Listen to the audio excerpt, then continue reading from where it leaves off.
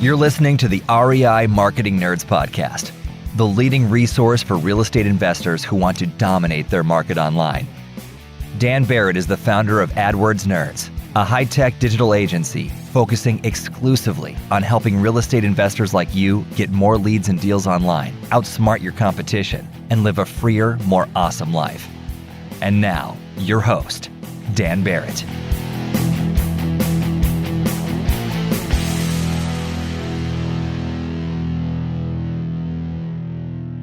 All right. Hello, and welcome to this week's episode of the REI Marketing Nerds Podcast. As always, this is Daniel Barrett here from AdWordsNerds.com. And if you need help finding more leads and deals for your real estate investing business, you know where to go. AdWordsNerds.com is the place to be. We will help you build a strategy for online marketing in your market today. Okay. So without any further ado, I want to jump right into my interview with Henry Washington. If you don't know Henry, he's one of the co-hosts on the BiggerPockets podcast. He's got an incredible real estate investing business and is an influential coach and mentor as well. Henry's one of those people where his personality just comes across. He's got a really inspirational story. He's fun, he's funny, he's insightful. I just love this interview. So without any further ado, let's get into my interview with Henry Washington. All right, I am here with Henry Washington from henrywashington.com. Henry, welcome to the show, man. Thank you so much for coming on. Thanks for having me. I appreciate it. We were talking right before we jumped on, and I was like, I like the URL because it's an easy thing to remember because it is your name. So henrywashington.com, people can go there, learn all about you. But I am going to give you the opportunity to kind of give listeners who maybe aren't familiar with you or the different types of stuff you do, kind of like not quite the elevator pitch, but the sort of give people some context on who you are, what you do, because you are all over the real estate investing space in a variety of ways. So how would you describe what you're doing today? Oh, man. It's a good sign when it's a hard question to answer. Yeah. That means it's going to be kind of like a fun Renaissance man type of thing. It's hard. It's hard. Whenever somebody asks me that, I struggle with I don't know what the right answer is. I'm obviously a real estate investor. We've got we counted yesterday. We got 75 doors. Cool. And we flip houses. I flip maybe 10, 15 houses a year. I am influencer. I've got a coaching and teaching business. And so we do digital products courses to help people get started investing in real estate. And I really focus on affordability with my courses because this is life-changing information and not everybody has access to it. And not everybody has $500 to spend on a course every time. And so I try to create courses and price them at a price point where, somebody who may have to go to work making $15 an hour and working 40 hours a week doesn't have to worry about giving me half his paycheck to get access to information like this. And so there's a real focus on affordability. There's a focus on giving information away for free. That's where the influencer aspect comes in. I give tons of free information away that's helpful that people can use to put into action on my social media. And all that really came after I bought my first property. So 90 days before I bought my first property, I had a panic attack about not being able to afford the life that I felt like my new wife deserved. I couldn't. We bought a house, and I say we generously. She bought a house. I was not allowed to be on the loan. When we tried to get the loan, the bank called me. The lender called me and said, "Hey, if you want your wife to buy a house, you're going to have to not be on the loan. You're going to ruin this for her." And so, that was a blow because I financially made great money, but I had no financial education, and I spent more than I made, which gave me bad credit and debt and all the things that come with overspending and not knowing how to manage your money. And so, then my wife and I, after she bought that house and I wasn't on the loan, then, I was quickly starting to pick up the signs that there are things that we want to do. There are things that she deserves that I can't provide her.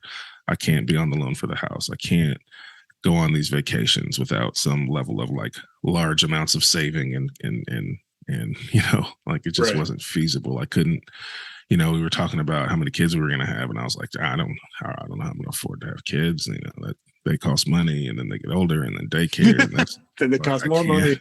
Yeah, right. Yeah. Like it all became super overwhelming, and it all came to a head one night at 3 a.m. and I had a panic attack. I woke up sweating and doing all the things that you do in a panic attack. And the only thing I could think to do was just Google at 3 a.m, like, how can I make some extra money? Because I just figured if I could make extra money on the side doing something, then that would be the start of fixing the problem. And so that's when I found all the buzzwords, right? All the buzzwords started to stick out, like passive income and cash flow and wealth. And the one common denominator amongst all those buzzwords was real estate. I just kept seeing articles and things about real estate. And when I was reading through their articles, the thing that stuck out most to me was that the people that were doing this were just people. Like, I'd never really paid attention to who owned real estate before. I just assumed rich people and corporations owned real estate. Right. But what I was discovering through my panic attack search was that it was just regular people. And so I made a pact with myself at 3 a.m. I made a decision that I was going to figure out how to be a successful real estate investor, because if all these people figured it out, then I was going to figure it out too.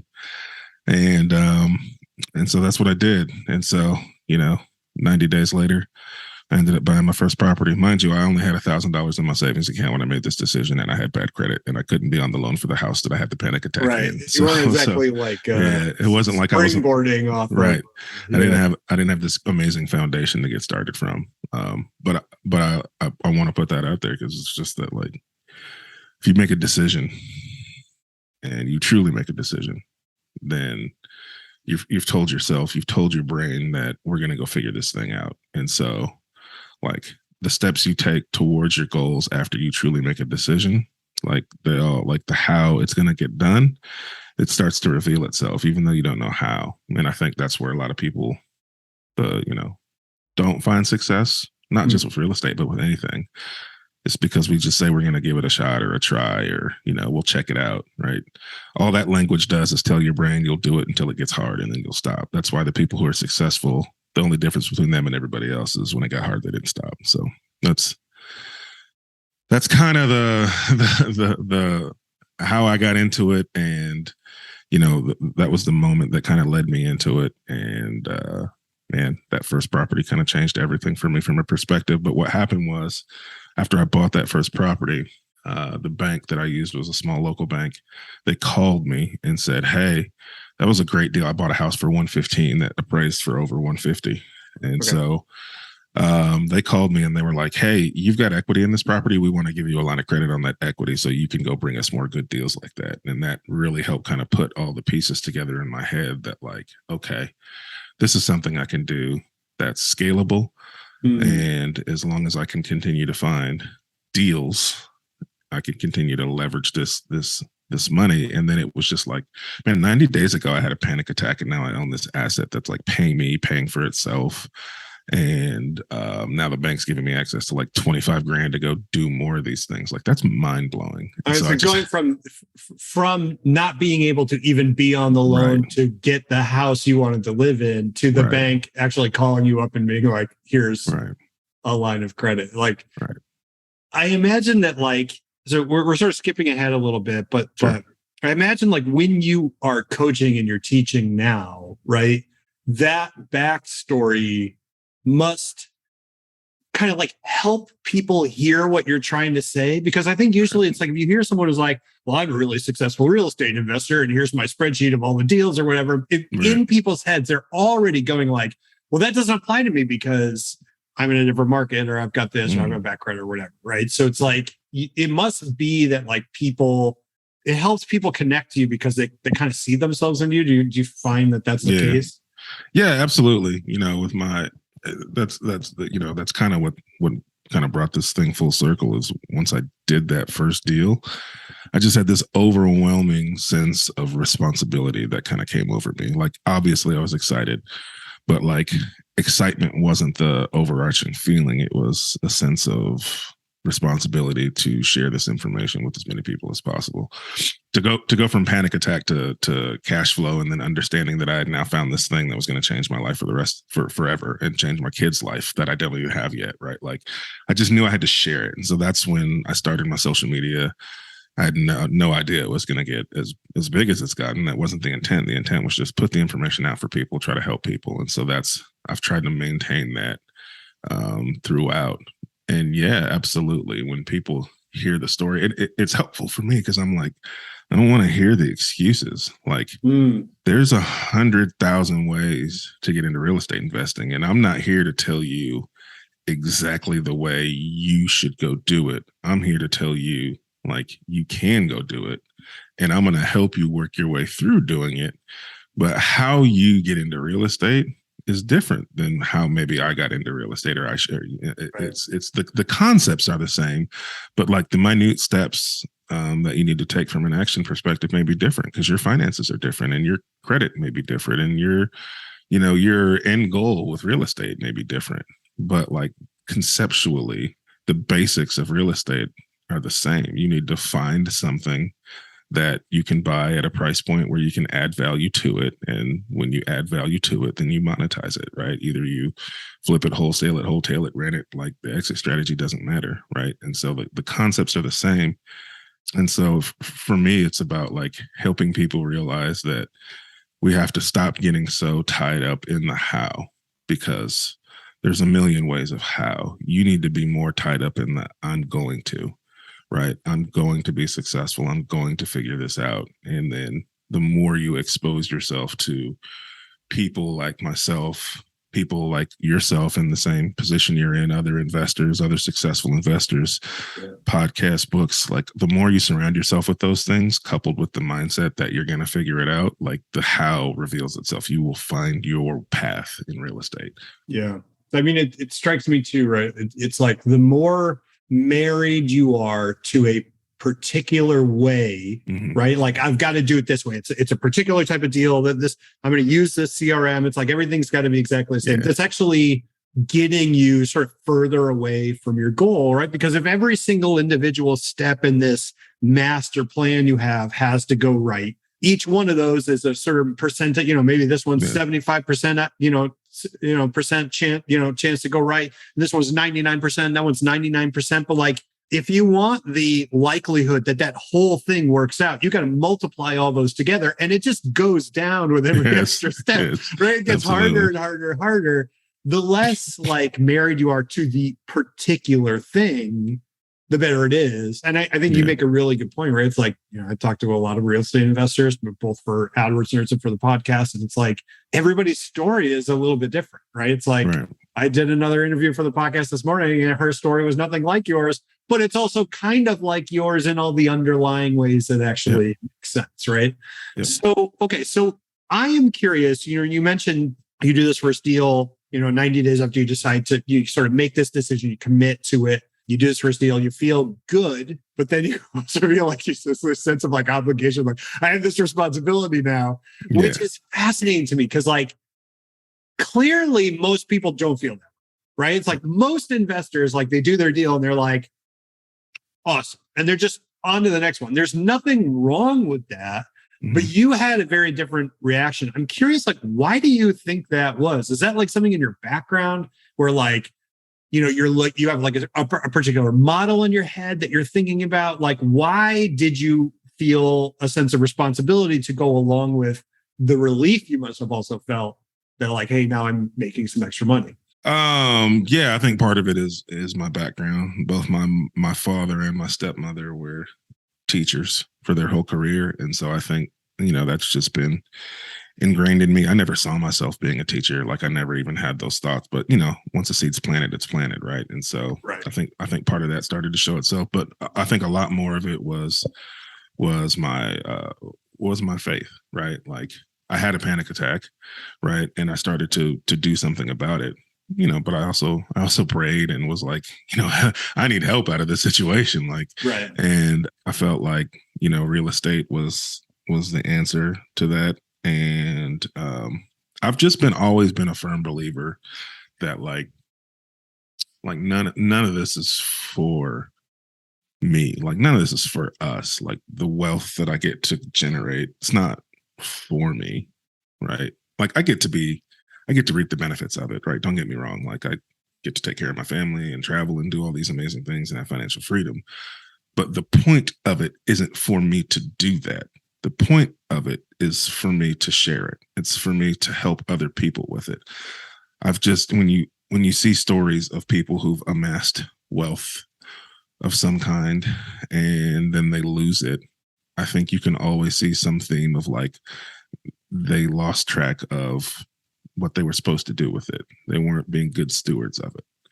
And so I just feel like abundance comes with giving. And so I want to be a good steward of what I've been blessed with. I've been blessed with this information that helps me build this wealth. And so I need to give both away if I want to continue to have abundance, because I just feel like that's what life is about. And so I feel passionately about making sure that when I found that thing, like I knew, like I knew I found something incredible. Like it wasn't like, oh, cool, I found a way to make some extra money. Like, no, right. I was like, I remember saying to my wife, like we wrote down our goals before we had bought anything. We had wrote down our goals, and our goals were to buy one house a year for the next 5 years. To try to supplement our income. Right. And when we got that first deal and got access to that 30 grand and we bought it, I only had $1,000 and we figured out a way to buy it without using our own money. And I just went and I looked at her and I said, we got to redo our goals. This is way too small.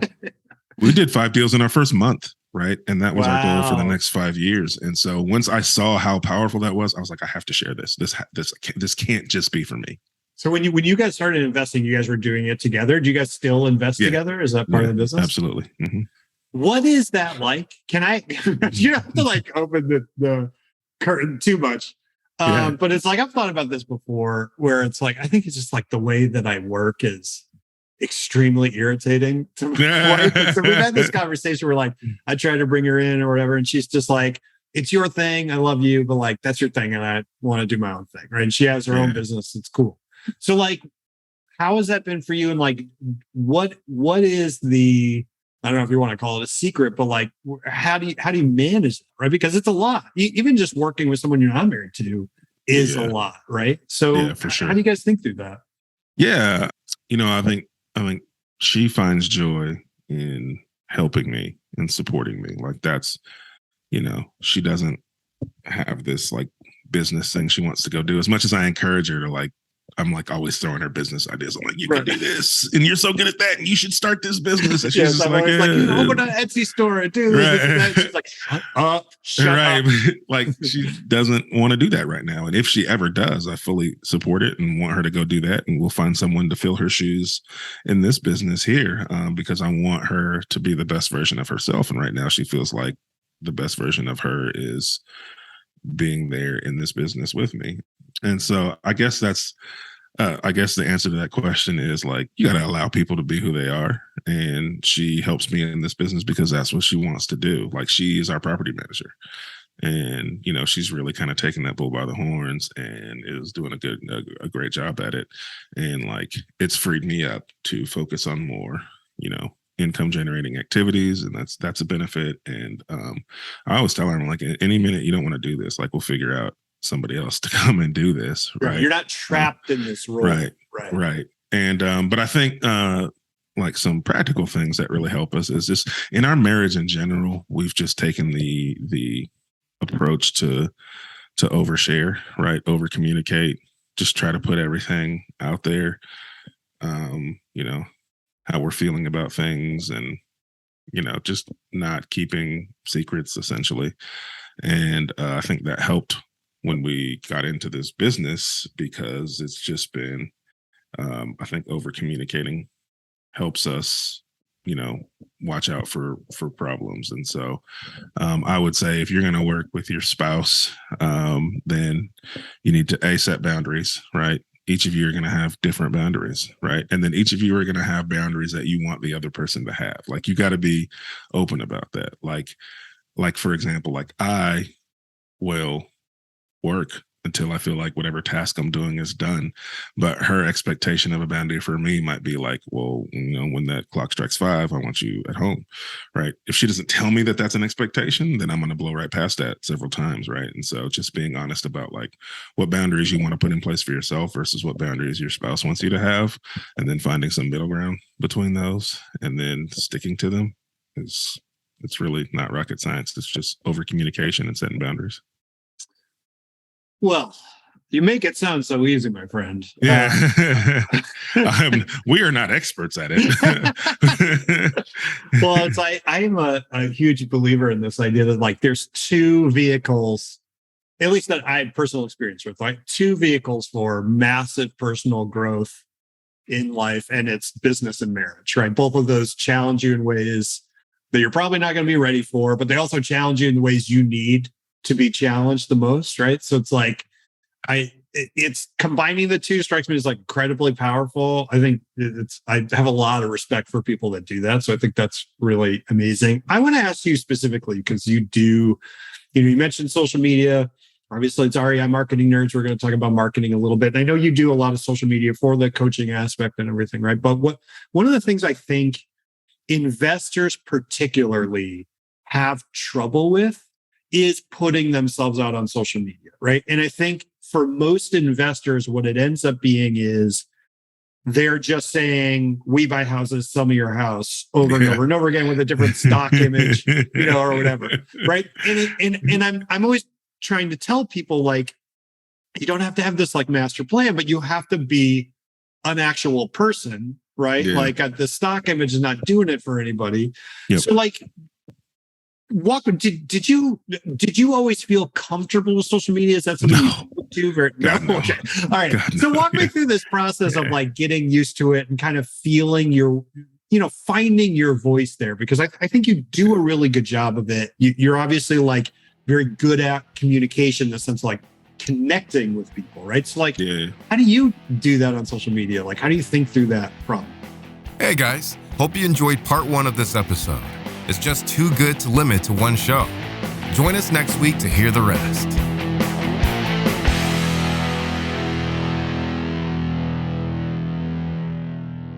This is the podcastfactory.com.